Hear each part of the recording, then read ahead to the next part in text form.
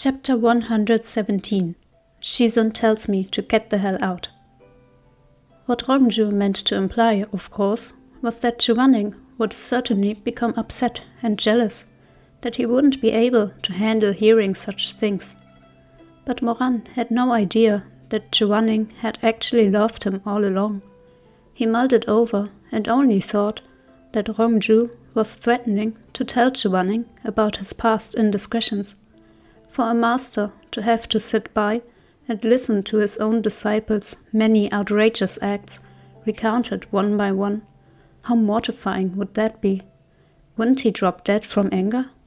So he snapped, "You leave him alone!" Rong Jiu smiled coquettishly, beautifully effeminate, even as a man. "If you protect me and take me with you, I promise I'll behave," he said softly. "I won't breathe a word. I'll make a bit of trouble." Moran was left with no choice.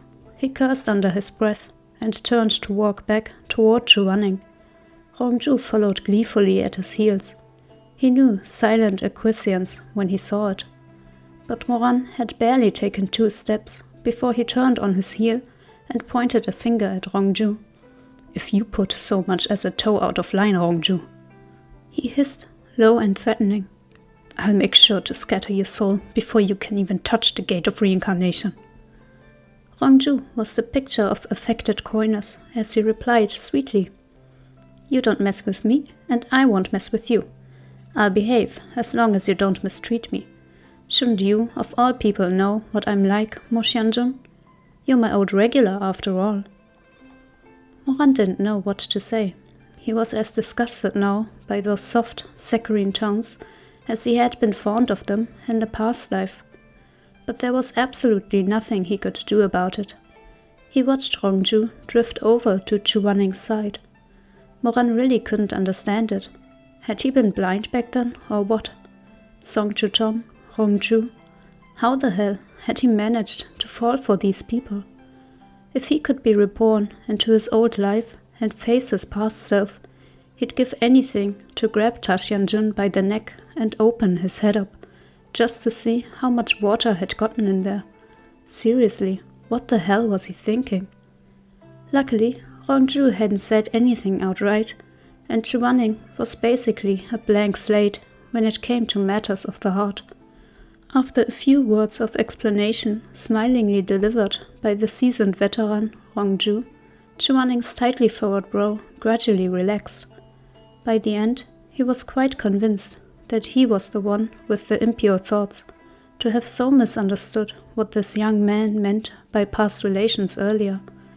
Though his expression remained unchanged, he secretly felt rather embarrassed about the whole thing. If Rong Jiu meant to tag along, he had to earn his keep. He was the one most familiar with the palace, so he shared his knowledge of the place. "This street isn't well trafficked, but it's not exactly hidden," he said. "Let's go somewhere a little more secure while you two figure out how to break the barrier." This somewhere was a storehouse for clothing and textiles in the underworld.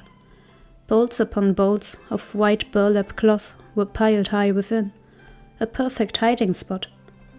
The trio picked a dusty corner to hole up in. Chu Wanning felt along the wall with his fingertips, as if taking a patient's pulse, trying his best to feel out the spiritual barrier currently covering the entire second palace. But after a long while, he had still made no progress, while his soul grew increasingly weaker for his efforts. Moran placed his hand over Chu Wanning's and tugged it off the wall. "Get some rest." Frustrated and helpless, Chu Wanning seethed as he stared at his own hand. Why is this soul missing spiritual powers of all things? What if I give you some of mine? I wouldn't be able to use it. Chu Wanning glanced at Rong Jiu, sitting off in the distance, and lowered his voice. "You're a living person. I'm a ghost. Yin and yang energies are dissonant." After a short break, Chu Wanning was back at it. If he'd had his other 3 souls and his spiritual powers, he could have simply sent a burst of spiritual energy into the barrier and pinpointed the weakness in the 4th king's spell. But right now, he had hardly any spiritual energy at all, although he forced what tiny bit he had into the barrier, trying to seek out its weakness. It was hopelessly difficult, like looking for a single leaf in the vast ocean. 2 hours passed in this manner. Rong Jiu was starting to get restless. He ran over and tugged at Moran. "So, can we get out or not?" "Knock it off and go sit down," said Moran. "Come on, I'm worried sick. Just tell me if we can get out or not." "Worrying won't do you any good. Be patient." "Isn't your Shizun supposed to be super powerful?" Rong Jiu whined. "It's been ages. Why isn't anything happening?" "He only has one of his 3 souls, and this one's missing spiritual powers. Can you just shush?" His words seemed to leave Rong Jiu dejected, and his lovely lashes flickered as he sat back down on the pile of white burlap cloth. 2 more hours passed, and then some. Rong Jiu got up and padded over to Chu Wanning. "Tianjin, is there no other way?"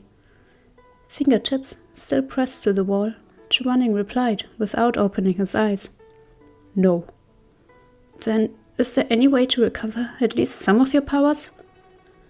Chu Wanning thought for a moment. "Do you have any spiritual energy?" he asked. "No." Rong Jiu was taken aback. "Why does Tianjin ask?" "If you did, you could have passed me some to use." "It's that easy?" Rong Jiu exclaimed. "Then hurry, have more Tianjin." Chu Wanning cut him off. "His is useless." Rong Jiu, of course, didn't know that Moran wasn't truly a ghost. As soon as he heard that Moran's spiritual energy couldn't be used, his smile froze on his face. "How come?" "Different elements is all." Moran cut in. He knew Chu Wanning was awful at lying, and it'd be best if Rong Jiu didn't learn the truth about his less than ghostly state. "Can you please just go keep watch outside and tell us if you see anyone coming?" Rong Jiu shot him an irate glare, but the 3 of them were all in the same boat right now, so he dragged his feet over to the storehouse entrance and reluctantly leaned against the door, picking at his nails as he peered about outside with that pair of hazy peach blossom eyes. Moran glanced over at him before taking a seat next to Chu Wanning. He hesitated for some time, but in the end, he decided he didn't want to keep anything from him. "Shizun," he spoke up. I want to apologize for some wrongs I've committed." "What wrongs?" Do you remember that time you had me reprimanded at the platform of sin and virtue for—" Moran paused, too embarrassed to say debauchery. A person's face truly was a mysterious thing, thick as the Great Wall when they didn't care, thin as a sheet of paper, and just as flimsy the moment they did. Moran lowered his head bashfully. In a small voice, he said, "For breaking the 4th, 9th, and 15th commandments." The 4th commandment, thievery. The 9th commandment, debauchery. The 15th commandment, deceit. Of course Chu Wanning hadn't forgotten. He opened his eyes, but didn't look at Moran. When he saw that cool, disciplined expression, Moran felt doubly ashamed. He dropped his gaze and after a second whispered, "Shizun, I'm sorry." Chu Wanning had already guessed what he was going to say. He did feel aggrieved, but he had ever kept a level head in difficult situations. Besides, it wasn't as though he was only now learning of these sleazy things Moran did back then. "Weren't you already punished for that?" He replied coolly. "And there was no repeat of those offenses. Why bring it up now?" "Because that Rong Jiu outside, he's—" Moran couldn't finish the sentence, and Chu Wanning was also silent for a long while. Then Moran heard him scoff. "So he's the one?" He didn't dare look up. Xixing Peak didn't require its disciples to abstain from worldly pleasures, and it was perfectly ordinary for its young people to dual cultivate or see a lover outside the sect. But Chu Wanning was different. His cultivation path upheld purity of heart and mind, and he had always treated carnal matters with contempt. Not to mention, Moran hadn't even been properly seeing someone back then like a normal young person, but had instead slept around in brothels. Chu Chengyong might not have cared much, given how he spoiled his nephew. Moran was of age, and it wasn't like he cultivated the path of purity. Anyway, it wouldn't be healthy for a young man to suppress his needs. Thus, his uncle would close one eye and let it go. But Chu Wanning couldn't tolerate it. He'd be disgusted. Moran had already witnessed such a reaction when he'd been punished on the platform of sin and virtue. In Chu Wanning's eyes back then, he had clearly seen his disgust, contempt, and loathing. It had already been so many years, and he hadn't whored or stolen since. But now, Chu Wanning had run into Rong Jiu in the underworld. How could it possibly not bother him? At that moment, Moran truly felt the weight of the words, "You reap what you sow." He wasn't afraid of being scolded or hit by Chu Wanning. In fact, he'd prefer if he took out Tianwen at once and delivered another round of lashing, just as long as nothing went awry, as long as the earth soul he had gone through so much to find didn't sweep off in a huff over his past affair. If Chu Wanning were to leave in a fit of rage, Moran really might kill himself. The more he'd thought about it, the more uneasy he'd felt. Rather than keeping Rong Jiu around like a powder keg on his legs, he figured it'd be better to come clean himself and apologize to Chu Wanning up front. He'd had it all planned out. He had deliberately placed himself between Chu Wanning and the door as he confessed.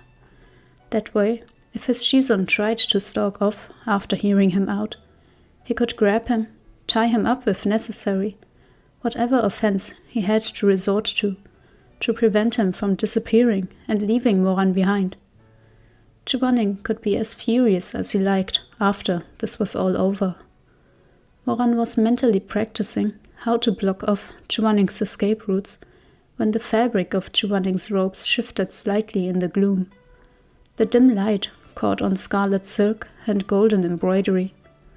Even Moran's heart was trembling as he ventured in a small voice. "Shizun? This is all ancient history, and punishment's already been meted out," Chu Wanning said. "So what you're telling me all this for?"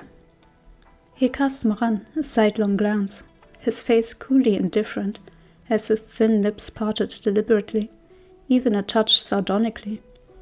"Why should I care?" Something like, "Why should I care?" was the last thing Moran had expected him to say. Moran was dumbstruck. He didn't taste any of the vinegar dripping from Chu Wanning's words.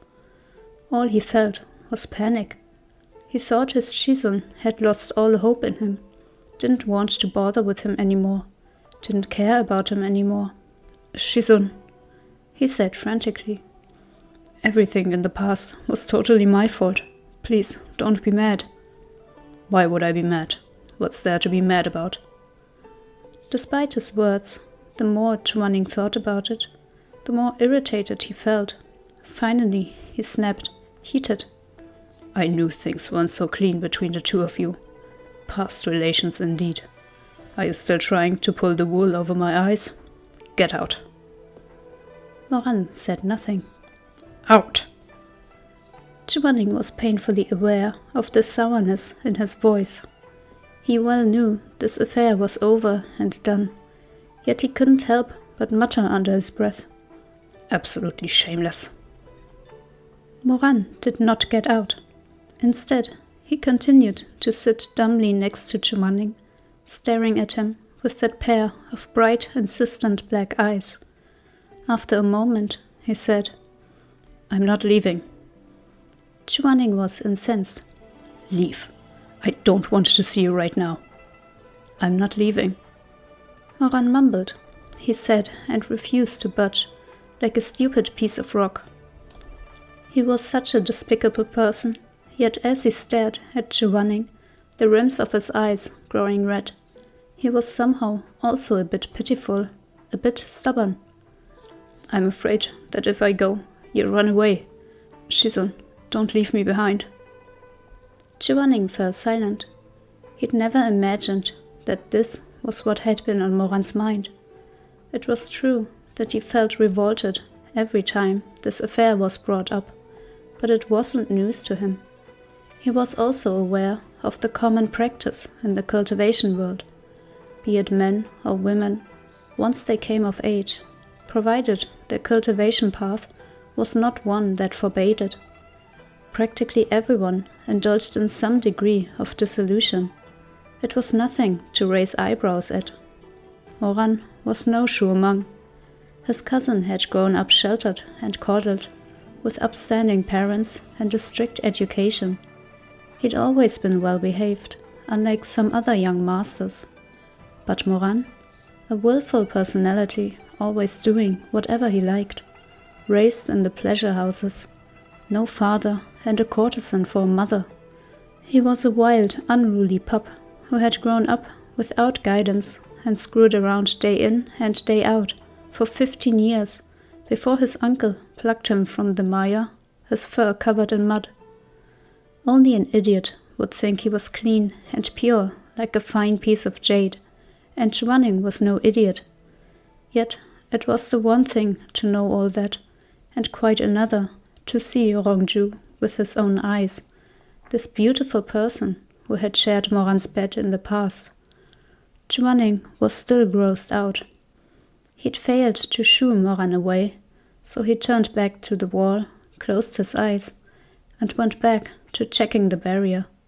But as he worked, he couldn't help thinking about Rong Jiu's pretty little oval-shaped face, that fair, tender-looking skin that was surely soft and smooth to the touch, and those pert little lips, petal pink and dripping honeyed words. That damnable Moran had certainly kissed them before. That slender waist, that figure. In spite of himself, he even thought about how Moran must have been all tangled in bed with that effeminate little thing. How revolting. When it came to some things, hearing about them was an altogether different matter than seeing with one's own eyes. Now that he had seen, he couldn't help thinking about it, and the more he thought about it, the less he could stomach it. Chu Wanning's eyes suddenly snapped open, flames of anger blazing within. He stood up and shoved Moran away none too gently. "Get the hell out!" "Shizun, out!" Moran had no choice but to lower his head and trudge slowly out of the storehouse. Rong Jiu was surprised to see him. "Oh, Xianjun, did you quarrel with your Shizun?" Moran didn't even want to acknowledge him. Just the sight of him gave him a headache. He had been fond of him in the past life because he looked somewhat like Shimei, and when he had slept with him after his rebirth in this life, it had been with a grudge and the intent of screwing him over. But be that as it may, his past deeds were like marks carved into a wooden post, impossible to restore to its original state. "I'll keep watch by myself," Moran said. "Go find somewhere else to sit." Seeing as the door was the least safe place in the storehouse, Rong Jiu was only too happy to comply. But after walking a mere 2 steps away, he couldn't resist a look back at Moran. He was a little curious as to how Moran had died. How had his personality changed so much in the few years since they had last seen each other? It was as if he'd gone through some kind of harrowing experience. Truly quite curious. Pretty lashes aflutter, Rong Jiu looked Moran up and down from where he stood behind him. He had a sudden feeling that something was a little odd. He examined him again, more carefully this time. His gaze came to a rest on the smudge of shadow at Moran's feet. Rong Jiu froze in shock.